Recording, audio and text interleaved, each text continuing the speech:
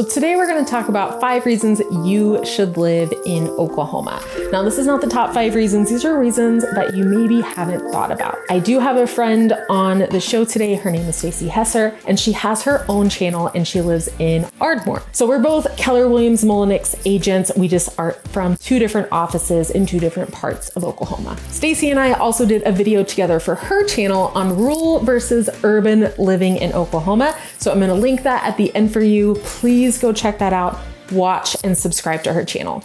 Okay, so 5 reasons that we think that you should live in Oklahoma. So this is Stacey. She's a very good friend of mine. She's a real estate agent in Ardmore, Oklahoma. And if you see the cat roll by, it's because I can't control her. I distract easily. You'll find out. So I'll be like, oh, what's Kitty doing? Yes, exactly. So there she goes. It's okay. So Stacey, where are you from originally?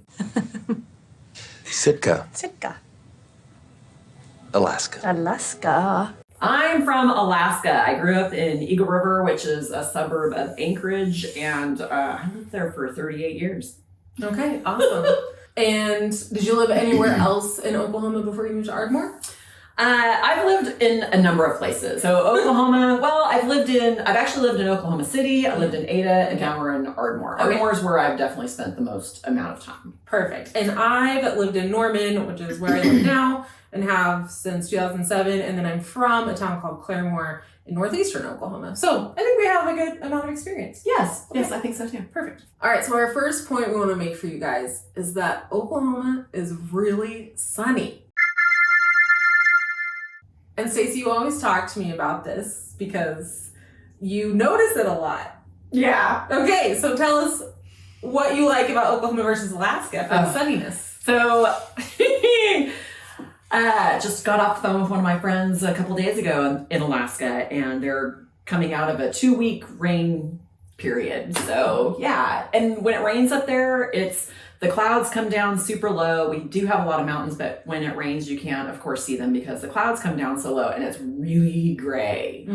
So coming here to Oklahoma, I mean, oh my God, the sun is out like almost all the time. Right. And what did you told me at one point that it's like, what, the 7th It's sunniest? the 7th sunniest state in the Union. It's a lot I mean, of sun. seriously, do we even need to say more? If you love sun and you're not afraid of some skin cancer, this is the place for you. Sunscreen every single day.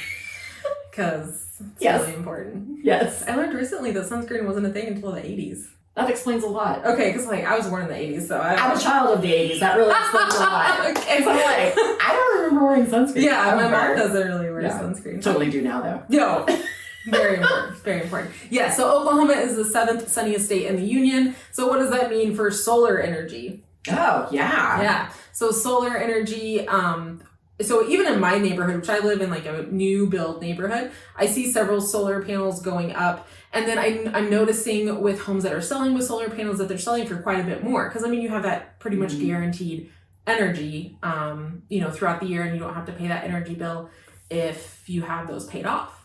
So I know some people with batteries on their solar as well, because we do get a lot of rain in May and in June. Sometimes, yeah, a lot. We sighed because like in May it rained for like 30 days. Okay, can we talk about this for just 1 second? Because everybody always is like, tornadoes. I've no problem. I mean, I don't know. Yeah. I haven't even heard sirens go off in my specific area, but Okay. you do have to totally watch out for flood zones.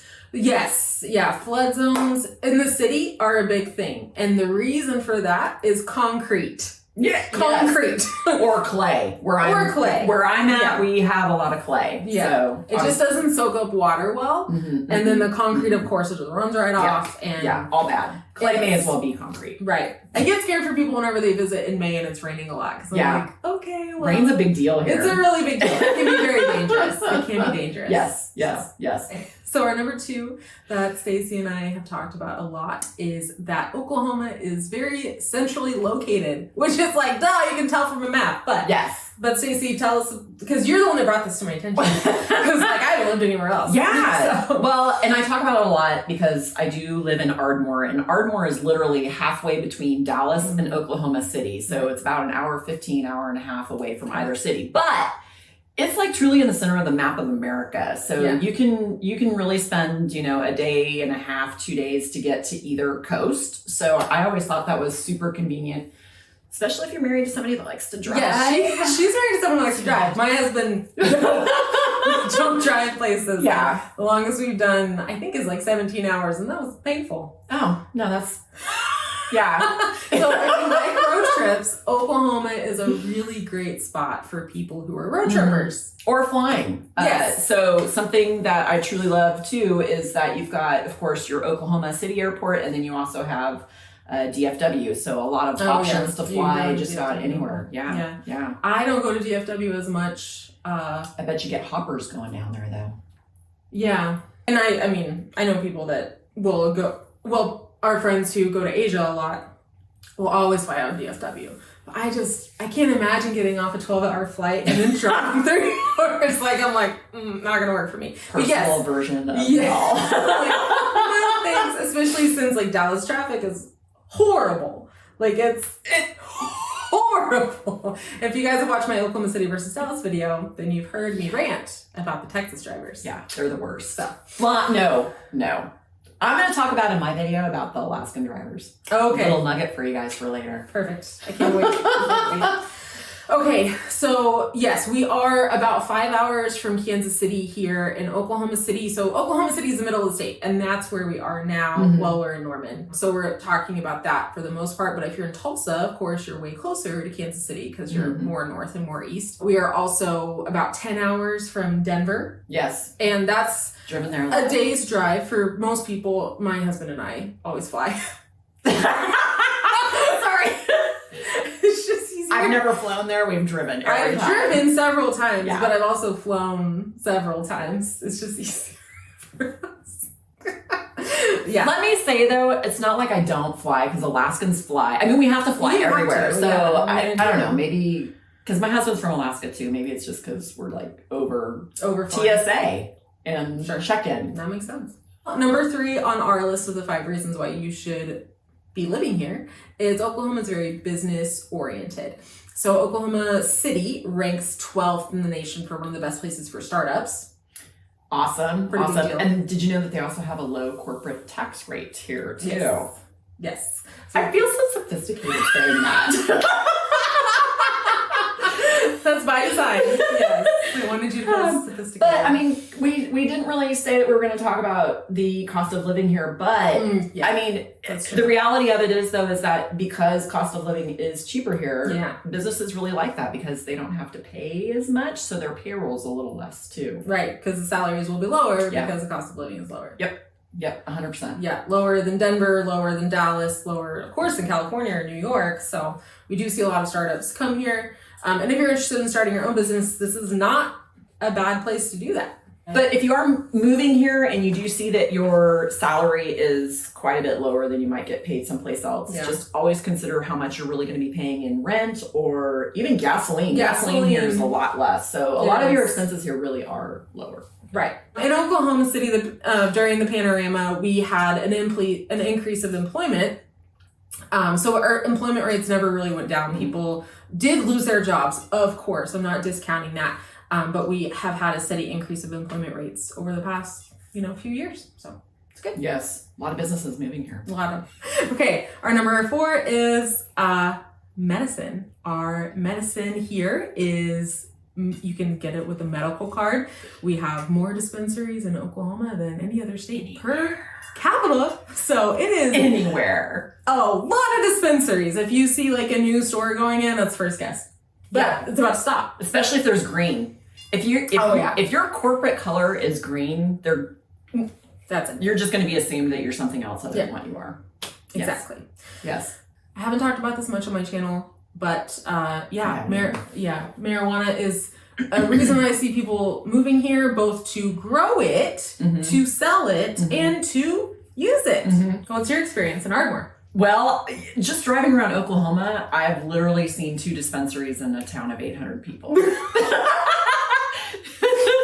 My takeaway from all of this is I had no idea there were that many people that partook. Lots. It's shocking. Anyway. Especially since we're a very, very red state.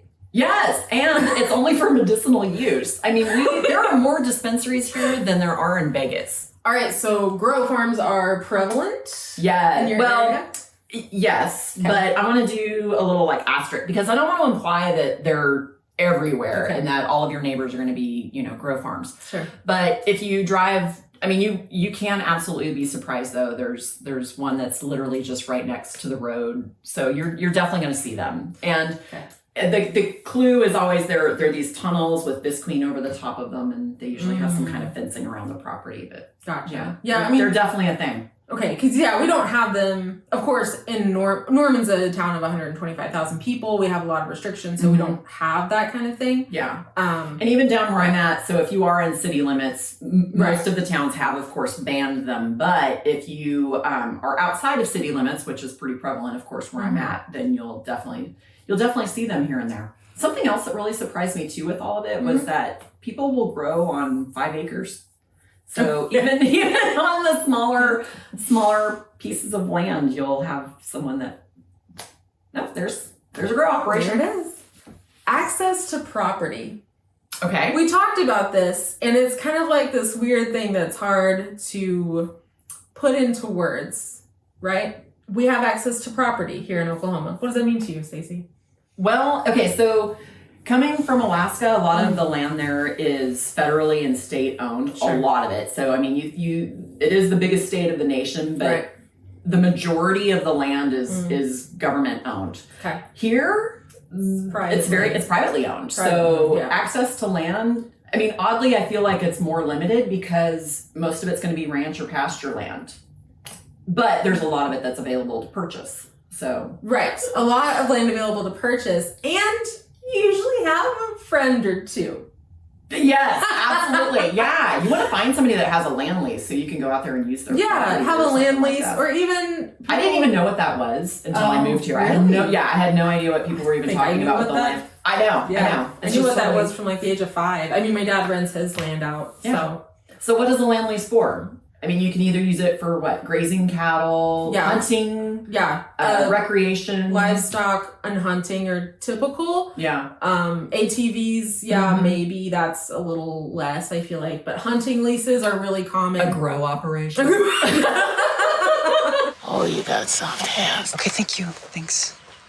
You don't have to do this. Do what? Have fun? Smell like manure? Get called scrimpy? Who wouldn't want to sign up for this? Hunting leases are common. I know people that share hunting leases, so that way they can split the cost up. Yeah. And then, of course, cattle is what I've always known. Yes, probably the biggest reason, I think.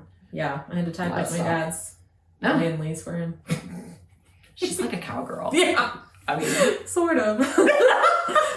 Not really, but there's a saddle in her. It's an English hallway. It's an English. Whatever. Saddle. It's an English saddle. Homegirl's got a saddle in her hallway. I'm like, you got it going on, girlfriend. Don't forget to go watch Stacey and I's video that we did on her channel on rural versus urban in Oklahoma. You're gonna find that right here.